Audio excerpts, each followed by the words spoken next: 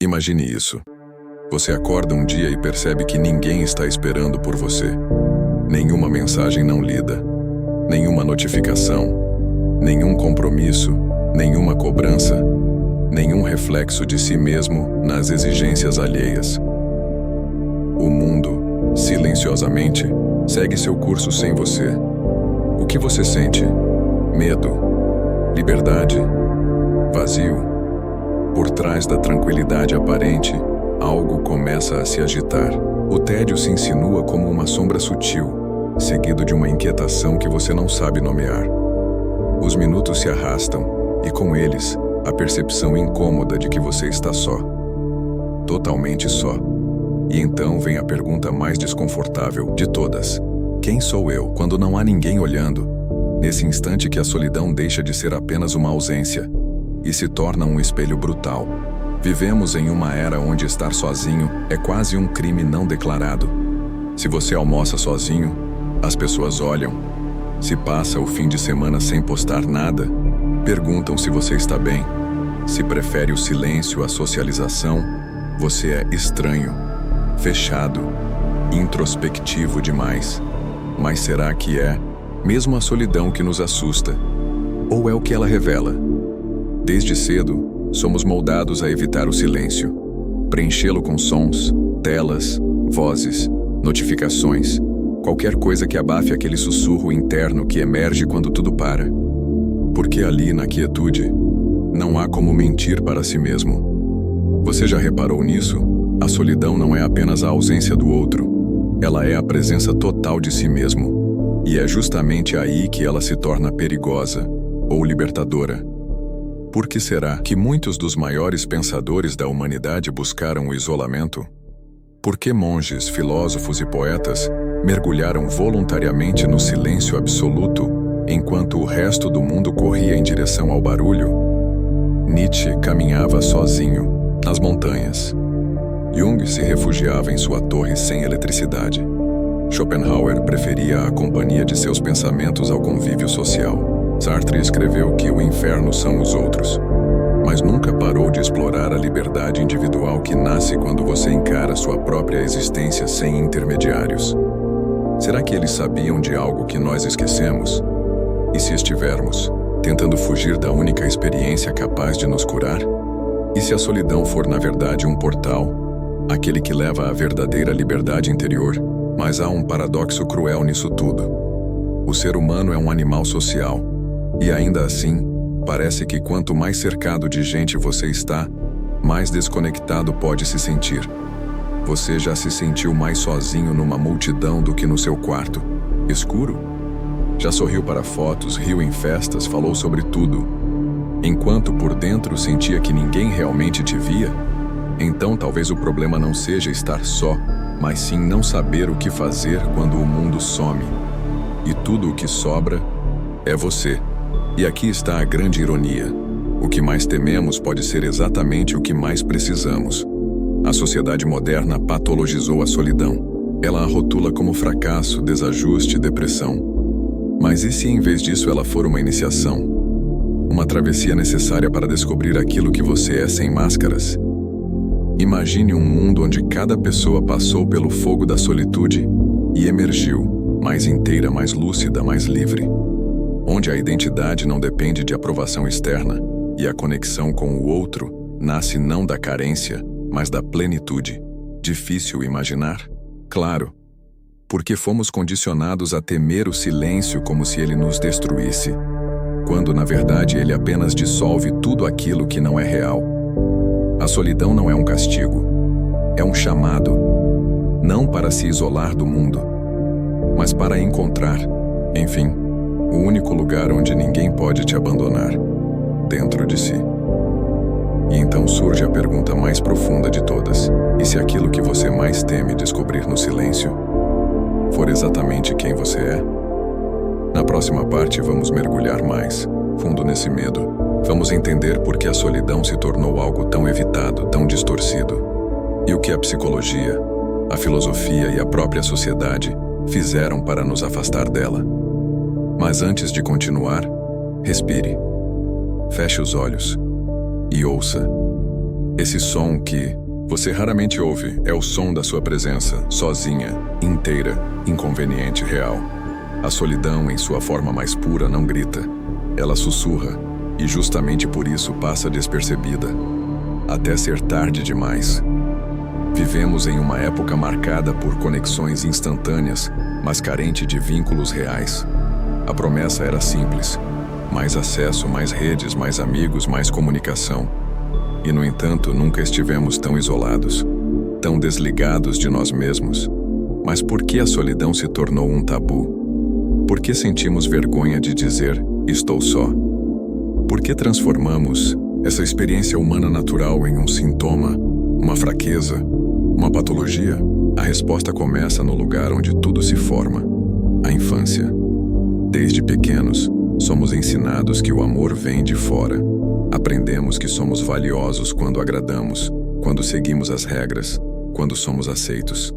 A aprovação se torna oxigênio, o olhar do outro, espelho da nossa existência. Carl Jung disse que aquilo que não enfrentamos em nós mesmos, encontraremos como destino, e a solidão é exatamente isso. Um destino disfarçado de desconforto, que carrega em si o convite para enfrentar o que foi negado, nossa própria presença.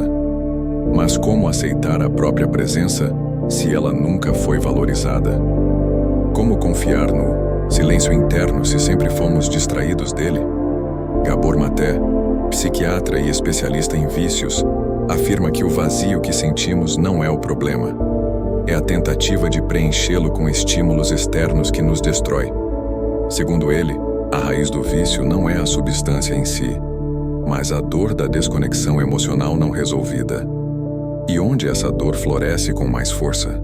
Na solidão não escolhida, na solidão não compreendida, naquela que bate à porta quando o mundo inteiro está distraído demais para perceber seu grito abafado. Arthur Schopenhauer, pessimista por excelência, via o ser humano como uma criatura condenada à dor. Desejamos intensamente o que não temos e, uma vez conquistado, somos tomados pelo tédio. A solidão, nesse ciclo, seria o momento em que nem o desejo nem a satisfação estão presentes, apenas o ser nu, diante de si mesmo. É aí que entra a sombra, o conceito central de Jung. A sombra é tudo aquilo que você reprime, rejeita ou nega em si. E na solidão, sem o teatro social, ela emerge. Não há papéis, não há plateia. Apenas você e aquilo que tentou enterrar. Medo, insegurança, raiva, ciúme, ressentimento, vergonha, emoções sem maquiagem. É por isso que fugimos da solidão. Ela nos devolve a essência, e a essência assusta. Nietzsche, por sua vez, propôs o conceito do espírito livre, aquele que rompe com as convenções, que enfrenta o vazio existencial sem anestesia, que aceita a responsabilidade de criar sentido. Mas esse espírito só pode emergir no deserto do eu, onde o ruído do mundo cessa e o indivíduo se vê diante da escolha radical: encarar o nada ou construir algo a partir dele. Sartre aprofundou esse dilema com sua filosofia existencialista. Para ele, o ser humano está condenado à liberdade. Não há essência pré-determinada, não há destino escrito. Somos aquilo que escolhemos ser, mas essa liberdade extrema também gera angústia.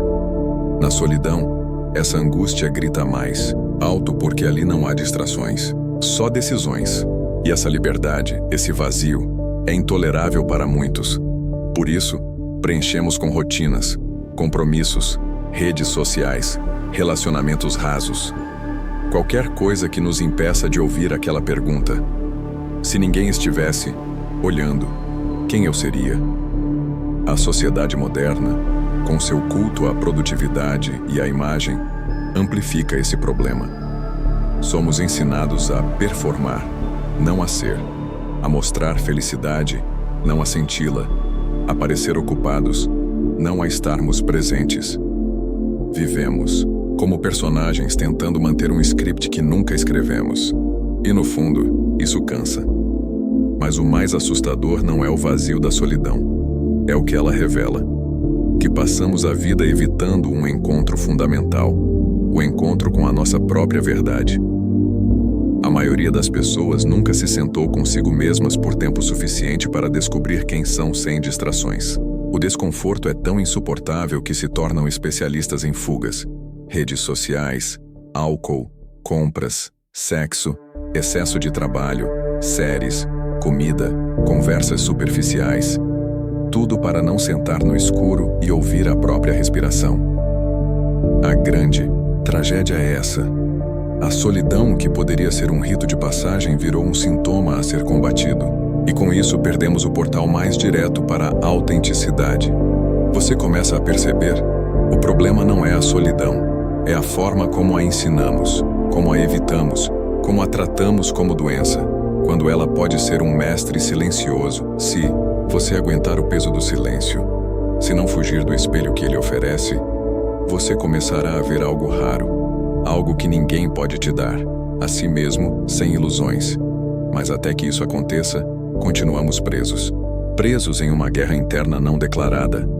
Presos em uma busca por pertencimento que sacrifica a própria alma. Presos no medo de olhar para dentro e não gostar do que encontrarmos. E é aqui que as consequências se tornam reais e devastadoras. Na próxima sessão, vamos examinar como esse medo da solidão molda silenciosamente nossas vidas, relacionamentos, escolhas e até mesmo a estrutura da sociedade. Vamos revelar o que acontece quando milhões de pessoas vivem desconectadas de si mesmas e os custos invisíveis dessa fuga coletiva. Prepare-se para olhar de frente um espelho que a maioria evita. Você já se perguntou o que acontece quando uma sociedade inteira evita estar consigo mesma? Quando ninguém mais se escuta, se observa ou se enfrenta, e todos vivem se distraindo uns nos outros, esperando que a presença alheia alivie o peso do próprio vazio, as consequências não são óbvias. Elas não aparecem de forma barulhenta. Elas escorrem pelos cantos da rotina, silenciosamente, como uma rachadura invisível que um dia faz a estrutura inteira desabar. A primeira dessas rachaduras está na forma como nos relacionamos. Pessoas que nunca enfrentaram a própria solidão constroem vínculos baseados em necessidade, não em liberdade. Procuram nos outros aquilo que não encontraram em si: identidade, segurança, autoestima. Relacionamentos assim se tornam prisões emocionais, onde o outro vira espelho, muleta, anestésico. É por isso que tantos amores viram guerra, porque no fundo, não é o outro que estamos tentando amar, mas sim a parte de nós que ele parece completar. A ausência de solitude transforma o amor em dependência. Carl Jung já alertava: a solidão não vem de estar sozinho, mas de não ser capaz de comunicar as coisas que são importantes para si. E como alguém que nunca se ouviu pode se comunicar com profundidade? A verdade é dura. A maioria dos relacionamentos falha não por falta de afeto, mas por excesso de projeção. Cada parceiro projeta no outro partes não integradas da própria psique, medos, desejos, inseguranças. Tudo o que foi rejeitado na solidão emerge no convívio. E como não aprendemos a lidar com isso sozinhos, tentamos consertar o outro, controlar o outro, exigir do outro o que só a introspecção poderia nos dar, e o caos se instala. Mas o impacto da solidão evitada não para por aí. Ela molda nossas escolhas profissionais, nossas crenças, nossa forma de consumir. Pessoas que fogem de si mesmas se tornam alvos fáceis da manipulação cultural. Elas compram para pertencer, trabalham para se provar, acumulam para anestesiar a sensação constante de que algo está faltando, algo que, ironicamente, não pode ser comprado. Vivemos uma crise de propósito disfarçada de produtividade. A cultura do hustle, do faça mais, produza mais, mostre mais, é, em sua essência, uma fuga coletiva da solidão interior. A hiperatividade virou símbolo de status, mas também é sintoma de desespero. Desespero de não parar, de não ter que olhar para dentro. Arthur Schopenhauer via isso com clareza. Para ele, quanto mais superficial a vida interior de uma pessoa, mais ela precisa do mundo externo para se distrair. Aqueles que não suportam estar consigo mesmos se tornam alvos fáceis da manipulação cultural. Elas compram para pertencer, trabalham para se provar, acumulam para anestesiar a sensação constante de que algo está faltando, algo que, ironicamente, não pode ser comprado. A cultura do hustle, do faça mais, produza mais, é, em sua essência, uma fuga coletiva da solidão interior. A hiperatividade virou símbolo de status, mas também é sintoma de desespero. Desespero de não parar, de não ter que olhar para dentro. Arthur Schopenhauer via isso com clareza. Para ele, quanto mais superficial a vida interior de uma pessoa, mais ela precisa do mundo externo para se distrair. precisam constantemente de estímulos, ruído, movimento, reconhecimento, porque o silêncio se torna insuportável quando a mente está vazia. E aqui entra um dos mecanismos mais perigosos da mente, os vieses cognitivos. Um deles, o viés da distração, nos leva a acreditar que nossa inquietação será resolvida com o próximo objetivo, a próxima meta, a próxima conquista. Mas é uma ilusão que nunca entrega o que promete, porque o problema nunca foi o mundo, sempre foi a desconexão interna. Outro viés, o viés de confirmação social, nos condiciona a buscar aprovação constante. Postamos uma foto e esperamos curtidas. Expressamos opiniões moldadas não pela convicção, mas pela aceitação do grupo. E assim, dia após dia, vamos nos afastando da própria voz, até não saber mais se aquilo que sentimos é mesmo nosso, ou apenas um eco coletivo. Nesse ponto, a solidão não é mais uma experiência. Ela vira um estado permanente disfarçado. Você está cercado de gente, mas profundamente só. Está ocupado o tempo todo, mas sente que nada realmente importa. Está conectado a tudo, menos a si mesmo. É aqui que surge o fenômeno mais trágico de todos, o vazio existencial coletivo. Viktor Frankl, psiquiatra e sobrevivente de campos de concentração, chamava isso de vácuo existencial, uma sensação de desorientação, de ausência de sentido, que acomete aqueles que não encontram significado real em suas vidas. Ele via esse vácuo como a raiz da maioria dos sofrimentos modernos: depressão, vícios, ansiedade, niilismo. E o que sustenta esse vácuo? A ausência de solitude. Porque é na solitude que o sentido começa a emergir. Mas o sistema em que vivemos não quer que você pare, porque se você parar, você pensa. Se pensa, você questiona.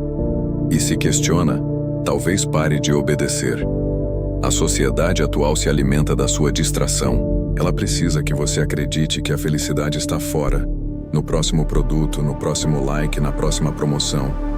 Porque se você descobrir que a paz mora no silêncio, se você aceitar a solidão como caminho e não como castigo, tudo muda. O sistema perde o controle sobre você. Você para de ser previsível, para de ser manipulável, para de viver pelos olhos dos outros. E passa a andar com um tipo de liberdade que assusta, porque ela não depende de ninguém.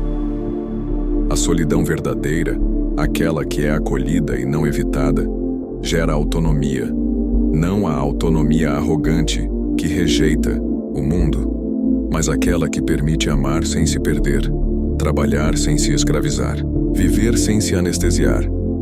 Essa é a consequência mais invisível e mais poderosa da fuga da solidão. Perdemos o direito de ser inteiros, vivemos partidos, vivemos pela metade, vivemos interpretando versões de nós mesmos que nunca foram inteiramente reais. Mas e se a cura para esse colapso silencioso não estiver em fazer mais, ter mais, buscar mais? E se a cura estiver exatamente no oposto, em parar? Parar de fugir, parar de disfarçar, parar de fingir e, finalmente, ouvir o que a solidão tem a dizer. Na próxima sessão, vamos explorar essa rebelião silenciosa, o caminho de volta a si mesmo. Vamos revelar como pessoas extraordinárias transformaram o silêncio em força e a solidão em liberdade interior. Você está pronto para a travessia? Pare por um momento. Não fuja agora. Não role a tela. Não se distraia com o próximo estímulo. Respire e ouça.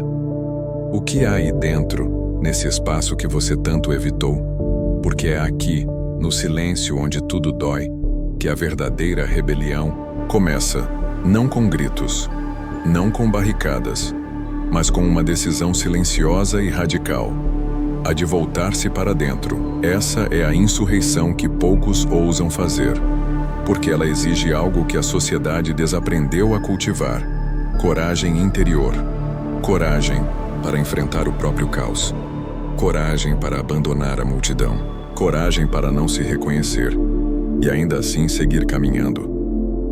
A solidão, quando enfrentada com consciência, deixa de ser isolamento. ela se torna um portal. Um espaço sagrado onde você se reconecta com a essência antes de qualquer nome, antes de qualquer identidade social.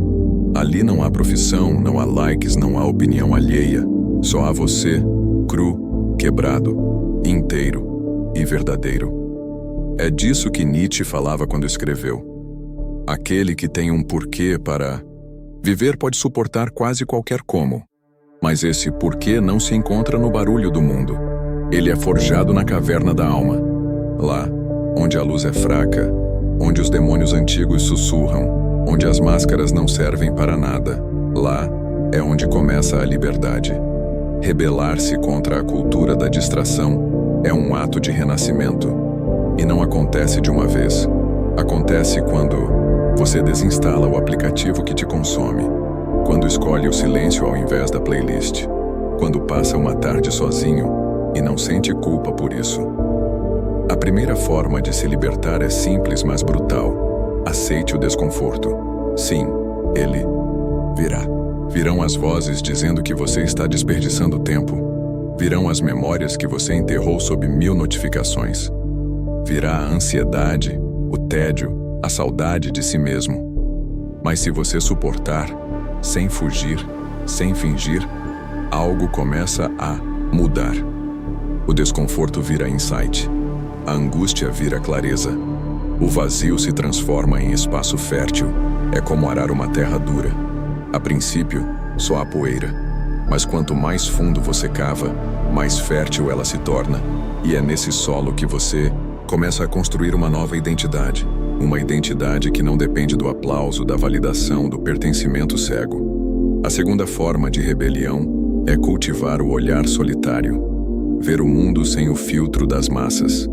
Questionar aquilo que parece óbvio. Desaprender para ver com olhos próprios. Jean-Paul Sartre escreveu que o inferno são os outros, não porque estar com pessoas seja ruim, mas porque nos perdemos ao viver apenas pelo olhar do outro. O olhar solitário não rejeita o mundo. Ele apenas deixa de se curvar a ele. Quando você aprende a ver sozinho, algo mágico acontece. Você deixa de ser programável. A publicidade já não te seduz. A opinião coletiva já não te define. A moda passa a ser irrelevante.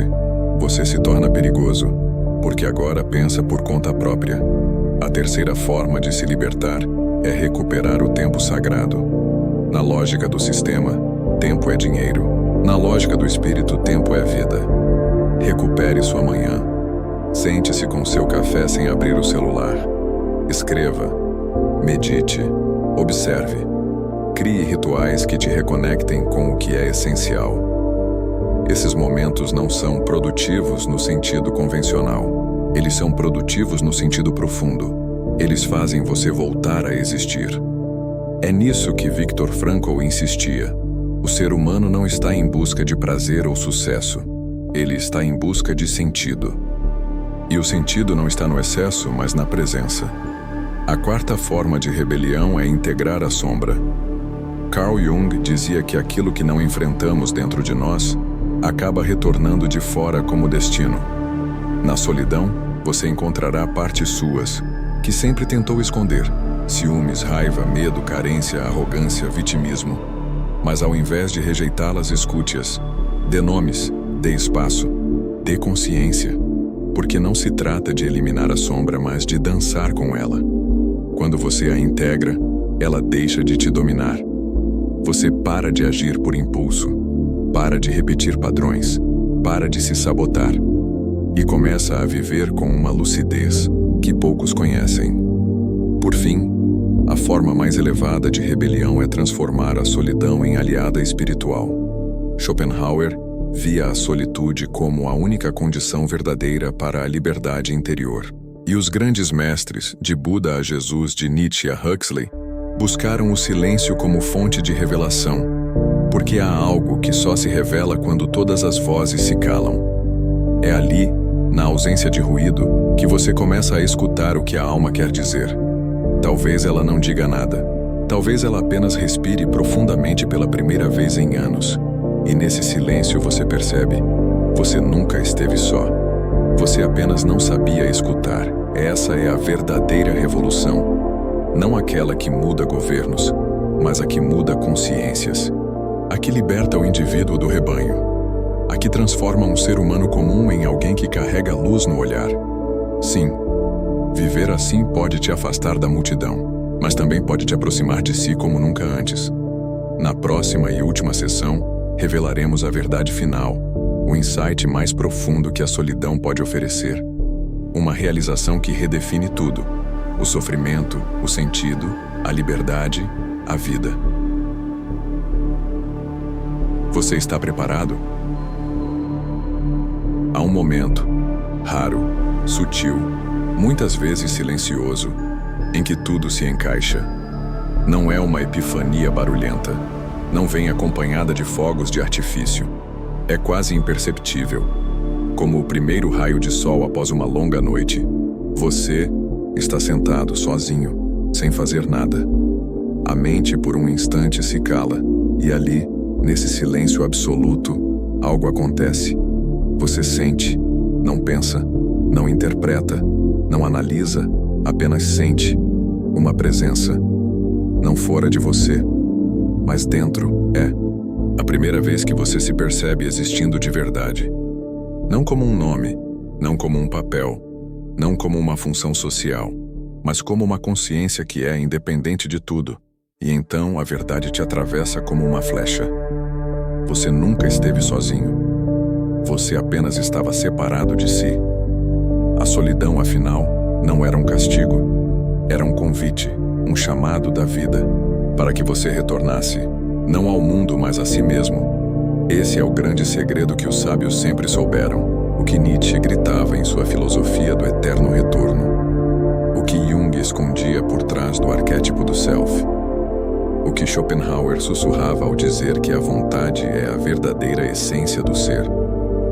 A solidão é o espelho mais honesto que existe. Nele você se vê sem maquiagem, sem narrativa, sem performance. É ali que você descobre que tudo o que buscava, amor, sentido, plenitude, nunca esteve lá fora. Estava sempre aqui, no centro silencioso da sua própria existência. É isso que os grandes mestres chamavam de iluminação. Não é um estado sobrenatural. É apenas isso, estar inteiro em si. Pense na ironia. Você passou a vida fugindo da solidão porque acreditava que ela era o oposto do amor. Mas a verdade é que só na solidão você pode amar de verdade. Porque quem não se conhece, se perde no outro. Quem não se basta, se torna dependente. Quem não se escuta, se contamina. O verdadeiro amor, por alguém, pela vida, pelo mundo, nasce após o reencontro consigo mesmo. E esse reencontro só acontece quando você atravessa o deserto do silêncio. Sim, a jornada é dura. Sim, ela exige renúncia. Mas o que você ganha em troca é incomparável: liberdade interior. A liberdade de não precisar agradar, de não se moldar, de não ser escravo de expectativas. A liberdade de viver em paz com a própria mente. Essa é a realização mais poderosa que alguém pode ter. Que o mundo pode estar em guerra, as pessoas podem te esquecer, as certezas podem ruir. Mas enquanto você estiver inteiro dentro de si, nada poderá te quebrar. Isso não significa isolamento. Significa conexão profunda, consigo e com tudo. Porque, paradoxalmente, só quem aprendeu a estar só é capaz de realmente estar com o outro. Sem máscaras, sem necessidade, sem prisão. Você não ama mais para ser salvo. Você ama porque transborda. Porque sua alma, agora, não está mais sedenta. Ela está cheia. E o mais belo dessa jornada é que ela não depende de dinheiro, status ou circunstância externa. Ela começa no exato momento em que você se permite ficar consigo. Carl Jung dizia: quem olha para fora, sonha. Quem olha para dentro, desperta. A solidão não é o fim, é o portal, o ventre do qual nasce uma nova consciência. Ao atravessar esse portal, você não sai ileso, você sai transformado. Você deixa de ser espectador da sua vida e se torna o autor. Deixa de repetir padrões inconscientes e passa a criar caminhos, conscientes. Deixa de viver para escapar da dor e começa a viver com a dor, entendendo que ela também é parte do processo. Essa é a sabedoria que a modernidade tenta abafar com notificações e promessas vazias. Mas ela continua lá, silenciosa, esperando que alguém se lembre.